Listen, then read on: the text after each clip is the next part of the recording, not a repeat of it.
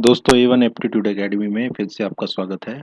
इस वीडियो में हम देखेंगे कि अगर आपने 10th के बाद पॉलिटेक्निक में एडमिशन लेना है तो वो आप कैसे कर सकते हैं और क्या फ़ायदे हैं पॉलिटेक्निक में एडमिशन लेने के लिए और किन लोगों को पॉलिटेक्निक में एडमिशन लेना चाहिए। तो हमारे वीडियो का टाइटल है एडमिशन टू पॉलिटेक्निक कोर्सेज। तो जैसा कि आप देख पा रहे हैं कि यहाँ पर एक डायग्राम है और इस डायग्राम में एक आपका जो इंजन है, ठीक है, ये इंजन का डायग्राम है और यहाँ पर हम मूवमेंट देख रहे हैं। ठीक है, तो ये थीम इस वीडियो का यही था कि जो हमारा पॉलिटेक्निक का कोर्स है वो इंजीनियरिंग बेस्ड कोर्स रहता है जनरली। वैसे तो इसमें इंजीनियरिंग और नॉन इंजीनियरिंग दोनों टाइप के कोर्सेज रहते हैं पॉलिटेक्निक में, लेकिन जो मेनली कंसर्न है वो इंजीनियरिंग के साथ है और इस वीडियो में हमारा जो कंसर्न रहेगा वो इंजीनियरिंग कोर्सेज पर ही रहेगा। तो हम नॉन इंजीनियरिंग कोर्सेज की बात नहीं करेंगे यहाँ पर। ठीक है, तो ये जो डायग्राम है ये थोड़ा सा इसलिए बनाया गया था कि आपको थीम पता चल सके। ठीक है, ये एक इंजन का डायग्राम है। ठीक है, जिसमें नीचे अगर आप देखें तो रोटेशन हो रही है और ऊपर एक पिस्टन मूव कर रहा है। ठीक है, तो हमारे जितने भी ऑटोमोबाइल्स हैं वो इसी इंजन पे काम करते हैं। ठीक है, अभी तक तो इंजन पे ही काम करते आ रहे हैं, अब इलेक्ट्रिक आ जाएगा तो इसमें इंजन गायब हो जाएगा ये। ठीक है, तो ये हमारा पॉलिटेक्निक है। जैसे हमने अब इलेक्ट्रिक कार का ये थीम दिखाया यहाँ पर डायग्राम में। ठीक है, कि इलेक्ट्रिक कार जो है वो इलेक्ट्रिसिटी से चलेगी, लेकिन फिर भी इंजीनियरिंग तो रहेगी, इंजीनियरिंग गायब नहीं हो सकती। ठीक है, चाहे मैकेनिकल से इलेक्ट्रिकल में हो जाए। ठीक है, फिर भी मैकेनिकल की ज़रूरत तो रहती है। तो अभी हम देखते हैं कि व्हाट इज़ पॉलिटेक्निक। ठीक है, पॉलिटेक्निक डिप्लोमा है क्या। ठीक है, तो polytechnic is a diploma course in which an institute focuses. ठीक है, इंस्टीट्यूट फोकस करता है, किस पे फोकस करता है, ऑन डिलीवरिंग टेक्निकल एजुकेशन।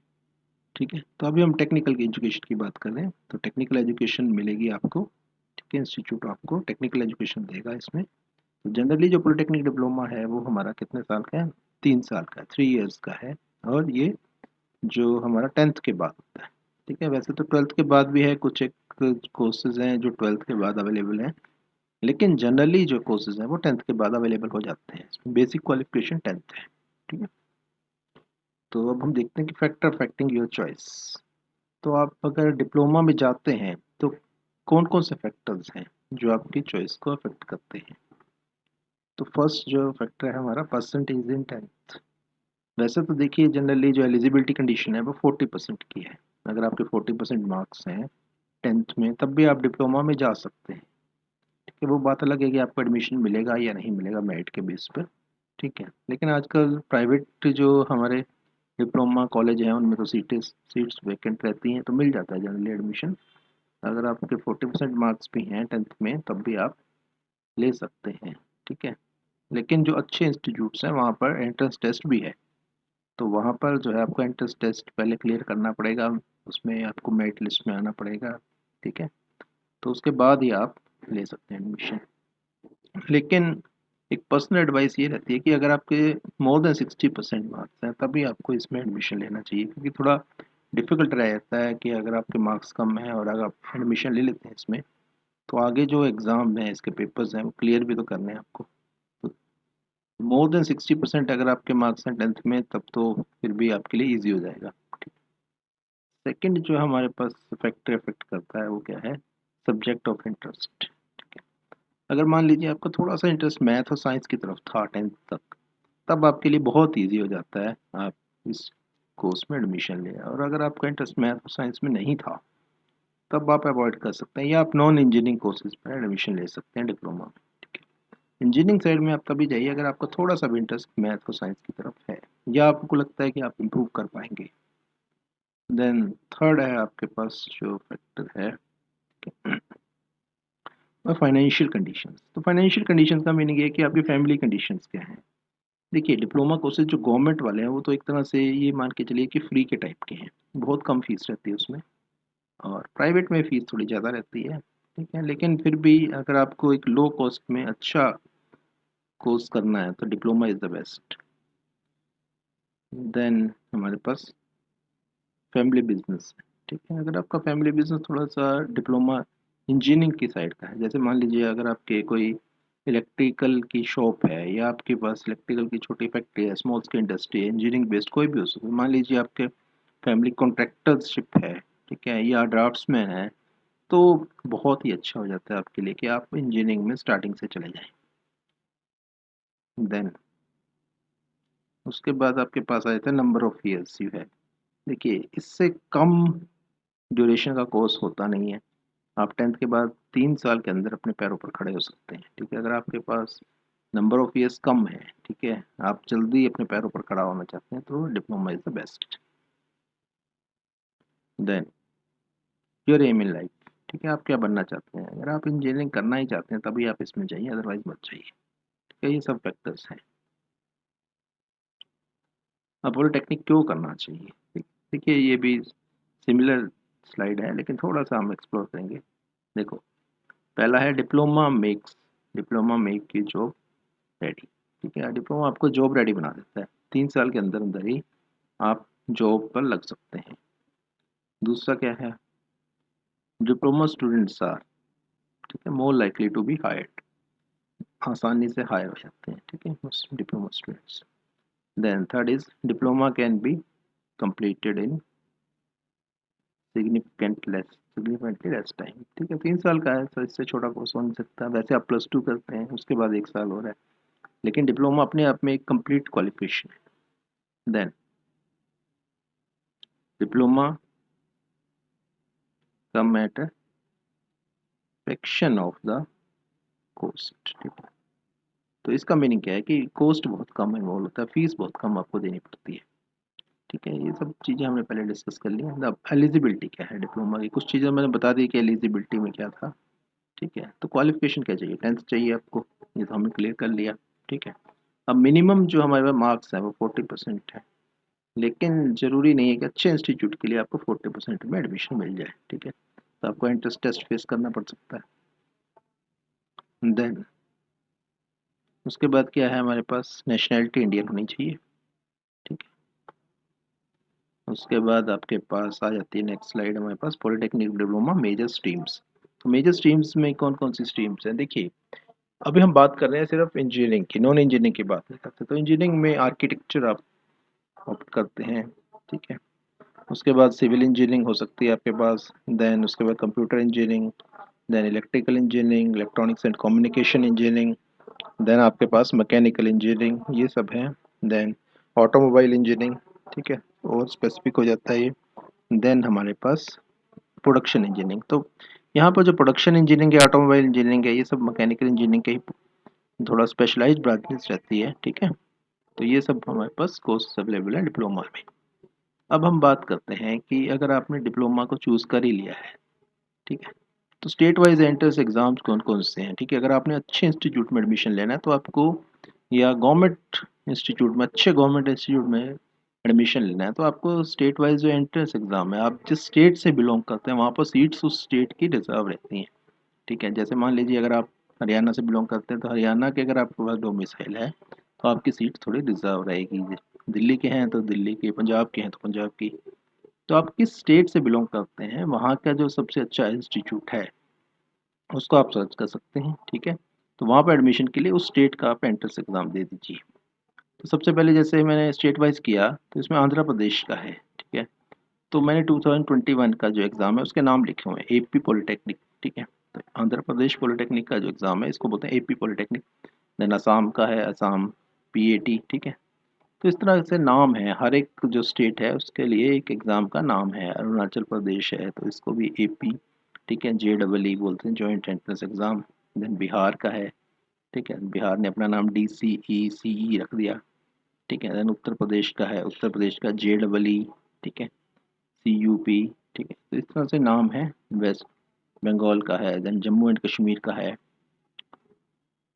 तो सभी स्टेट्स कवर नहीं किए मैंने, इसमें कुछ एक स्टेट्स कवर कर लिए इसमें, ठीक है। हर एक स्टेट अपना अपना एग्ज़ाम कराते हैं। मध्य प्रदेश का है, ठीक है, देन तेलंगाना का है, हिमाचल प्रदेश का है, ठीक है।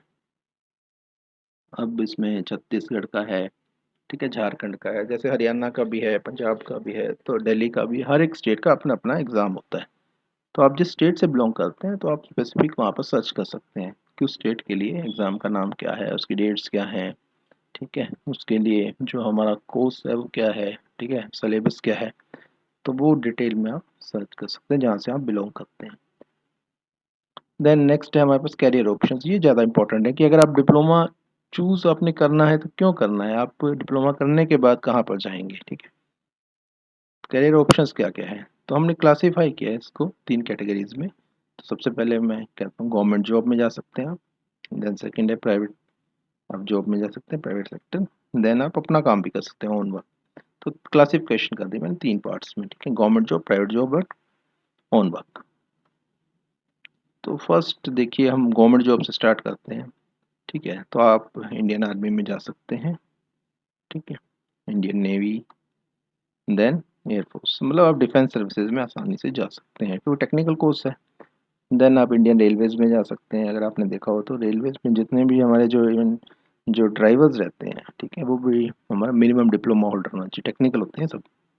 देन हमारे पास जो है उसके बाद आप पब्लिक वर्क्स डिपार्टमेंट, पीडब्ल्यूडी बोलते हैं हम इसको, पब्लिक वर्क्स डिपार्टमेंट, पीडब्ल्यूडी। तो इसमें जनरली जो हमारे पास इंजीनियर रहते हैं वो सिविल इंजीनियर सबसे ज़्यादा जाते हैं इसमें, फिर देन मैकेनिकल, ठीक है, देन कुछ इलेक्ट्रिकल भी जाते हैं। देन इरिगेशन, सिंचाई विभाग में आप जा सकते हैं, ठीक है, इसमें भी मोस्टली सिविल इंजीनियरिंग का कोर्स है ये, मतलब सिविल इंजीनियरिंग वाले जाते हैं ज़्यादातर इसमें।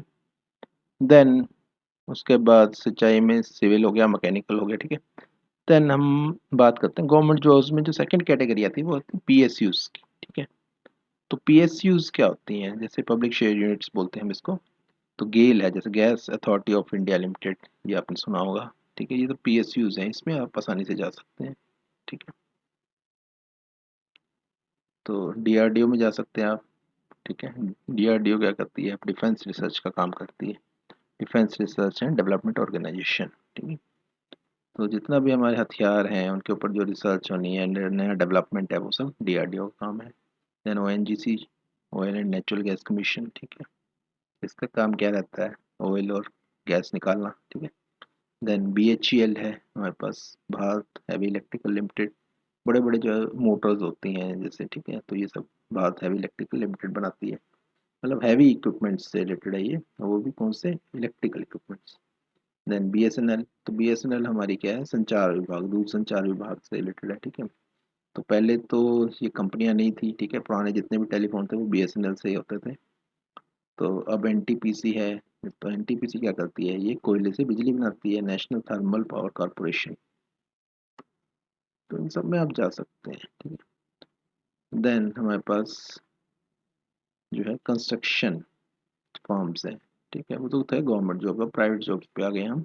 तो कंस्ट्रक्शन फर्म्स है, जैसे आप डीएलएफ है, ठीक है, डीएलएफ सुना होगा आपने, यूनिटेक सुना है, ठीक है, गोदरेज प्रॉपर्टीज है, ठीक है, जीएमआर इंफ्रास्ट्रक्चर है, ये सब क्या है, कंस्ट्रक्शन फर्म्स है, इसमें आप जा सकते हैं। तो इसमें सबसे ज़्यादा जो जॉब्स रहती हैं वो सिविल इंजीनियरिंग की रहेगी। देन एयरलाइंस में आप जा सकते हैं, ठीक है, स्पाइस जेट हो गया, इंडिगो हो गया, जेट एयरवेज हो गया, तो इसमें भी मैकेनिकल के लोग आसानी से जा सकते हैं, ठीक है, इलेक्ट्रिकल के लोग जा सकते हैं। देन हमारे पास क्या है, कम्युनिकेशन, ठीक है। अब कम्युनिकेशन फर्म्स कौन कौन सी हैं, ठीक, कम्युनिकेशन में क्या है, जैसे रिलायंस जियो है, ठीक है, जिसके भी हमारे पास मोबाइल आते हैं, ठीक है, मोबाइल के आप जो सिम डालते हो जिस कंपनी का, वो सब मान लीजिए कम्युनिकेशन है। भारती एयरटेल हो गया, वोडा आइडिया फ़ोन है। देन हमारे पास आ जाता है ऑटोमोबाइल्स, ठीक है, जितने भी आपने बाइक्स का नाम, कार का नाम सुना, वो सब कंपनियां जो है हमारी ऑटोमोबाइल्स। तो बहुत ज़्यादा इंजीनियर चाहिए होते हैं, सबसे ज़्यादा मैकेनिकल, इलेक्ट्रिकल, ठीक है, इंजीनियर्स चाहिए होते हैं इसमें, इलेक्ट्रॉनिक्स इंजीनियर चाहिए। देन हम आ जाते हैं कंप्यूटर, ठीक है, कंप्यूटर इंजीनियरिंग। तो कंप्यूटर इंजीनियरिंग में आप इन्फोसिस है, एचसीएल टेक है, टीसीएस है, ठीक है, तो ये सब क्या, पोलैरिस है, विप्रो है, तो इस सब में आप जा सकते हैं।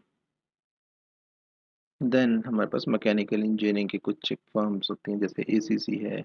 एसीसी क्या करती है, सीमेंट बनाती है, ठीक है। देन हिंदुस्तान यूनिलीवर है, हिंदुस्तान यूनिलीवर क्या है, कंज्यूमर प्रोडक्ट्स की कंपनी है, लेकिन बनाने के लिए, मैन्युफैक्चरिंग करने के लिए तो इंजीनियर चाहिए, मैकेनिकल इंजीनियर चाहिए। वोल्टास क्या करती है, एसी बनाती है, ठीक है। तो इस सब में मैकेनिकल इंजीनियरिंग इन्वॉल्व है। देन हम आ जाते हैं इलेक्ट्रिकल, इलेक्ट्रिकल वाला, पावर वाला, ठीक है, इलेक्ट्रिकल और पावर, ठीक है। तो यहाँ पर क्या है, एबीबी है, ये मोटर्स बनाती है। देन BSCS है, ठीक है। टाटा पावर क्या करती है, टाटा पावर पावर जनरेट करती है। अभी आप देखिए इलेक्ट्रिक व्हीकल आते हैं, टाटा पावर की वैल्यू बढ़ जाएगी। देन LNT है, ठीक है, सीमेंस है, ये सब भी इलेक्ट्रिकल से रिलेटेड कंपनीज है।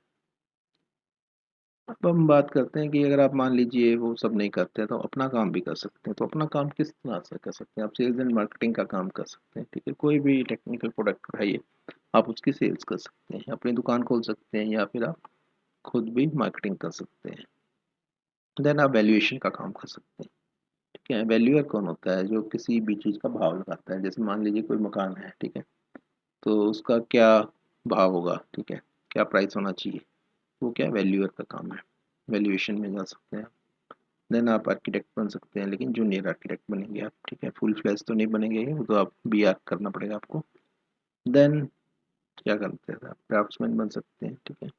नक्शा बनाता है जो ड्राफ्ट्समैन, नक्शा नवीस बोलते हैं हम इसको। देन कॉन्ट्रैक्टर बन सकते हैं आप, ठीक है। अब सिविल इंजीनियरिंग में अगर आपने डिप्लोमा किया है तो आप इजीली किसी भी कॉन्ट्रैक्टर के अंडर काम करके इस काम को सीख सकते हैं और खुद का भी अपना काम स्टार्ट कर सकते हैं। देन सॉफ्टवेयर से रिलेटेड आप कोई भी काम कर सकते हैं, ठीक। थोड़ा सा आपको सॉफ्टवेयर आना चाहिए। देन हार्डवेयर, कंप्यूटर हार्डवेयर की बात हो रही है, ठीक है। अगर आप कंप्यूटर हार्डवेयर का कोर्स कर लेते हैं साथ में कुछ, ठीक है, तो उस फील्ड में जा सकते हैं आप। देन आप मशीनिंग का कोई भी अपना स्मॉल स्केल इंडस्ट्री लगा सकते हैं, ठीक है। मैकेनिकल इंजीनियरिंग से रिलेटेड हो गया। देन वेल्डिंग का काम आप स्टार्ट कर सकते हैं। तो ये सब हमारे पास काम थे जो हम कर सकते हैं। तो इस वीडियो में हमने सीखा कि आपको पॉलिटेक्निक डिप्लोमा है क्या पहले, ठीक है, और आपको क्यों ज्वाइन करना चाहिए, किसको ज्वाइन करना चाहिए, ठीक है, और एलिजिबिलिटी क्या है फिर इसकी, ठीक है, और कौन कौन से एंट्रेंस टेस्ट हैं स्टेट वाइज वो देखा हमने। और लास्ट में हमने वीडियो देखा कि आपके पास जॉब ऑप्शंस क्या क्या है, कैरियर अपॉर्चुनिटीज़ क्या क्या है, ठीक है। तो इस वीडियो में इतना ही। होप आपने वीडियो को अच्छा यूज़फुल पाया होगा, ठीक है। Thank you.